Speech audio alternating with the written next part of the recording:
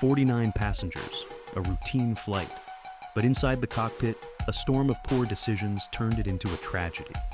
On approach to Buffalo, New York, the crew of Flight 3407 faced more than just icy skies.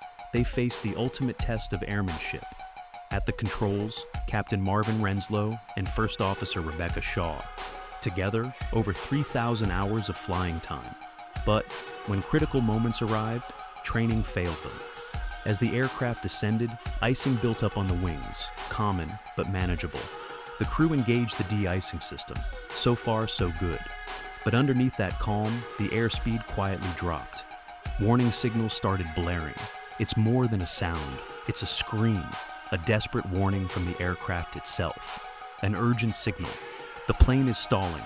The nose needs to go down. That's textbook stall recovery. But Captain Renslow did the exact opposite.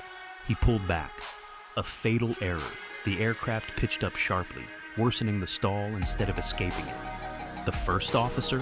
She panicked, retracted the flaps, and pushed the throttles too late.